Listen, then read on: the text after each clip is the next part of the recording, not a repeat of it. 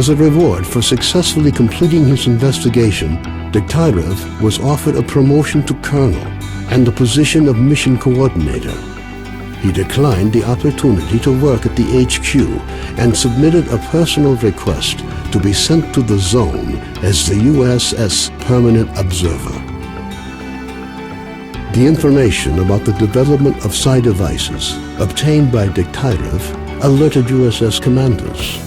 All the information gathered on X-designated laboratories was removed from military archives and filed as top secret. All personnel working in the zone were ordered to prevent the disclosure of information about the laboratories at any cost. Several experimental samples were made on the basis of technical documents for Item 62. Following a set of test trials, it was decided not to go ahead with large-scale deployment of the weapon due to the high cost of ammunition. Nonetheless, it would be reasonable to assume that further development of the Gauss rifle is ongoing. Skadovsk became home to any and all who could reach it. Fierce stalker resistance did not stop the bandits from making regular and ultimately unsuccessful attempts to establish their so-called order on the ship. Despite this ongoing struggle, the Skadovsk carried on its unique brand of life. Unfortunately, it didn't last long. Bloodsuckers from the lair near the Skadovsk found a way to the ship. When bloodsucker attacks began to occur even in broad daylight, it was decided to mount an assault on the lair. Unfortunately, the hunters failed to advance deep into the tunnels, and soon afterwards, a wave of bloodsuckers annihilated all the ship's residents in one fell swoop. A fragile balance was reached between freedom and duty squads at Yanov Station. Tired of the endless struggle, fighters of both factions started leaving their squads and joining the Free Stalkers. Professors Herman and Ozersky were forced to cut short their scientific research in the zone due to a lack of data. On returning to the outside world, the two scientists proceeded to engage in unrelated work.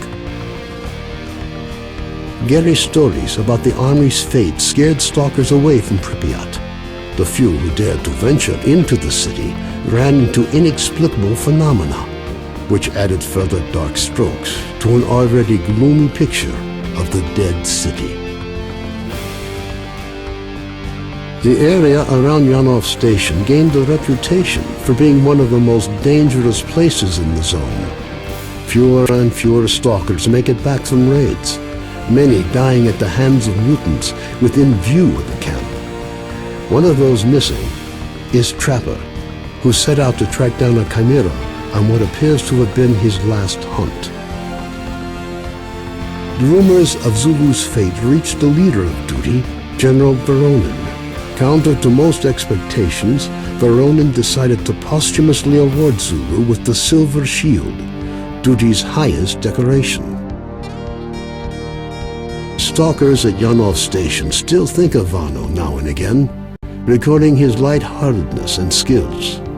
While some aspects of his life are usually up for debate, one thing is clear. With his luck, looking for a road to Pripyat was a big mistake. The list of casualties suffered in the course of Operation Fairway was amended with yet another name. Senior Lieutenant O.N. Sokolov died in the line of duty.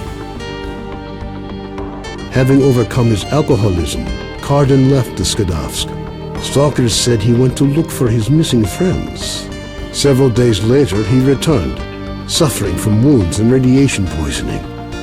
As soon as his wounds healed, he left the zone for the second and final time.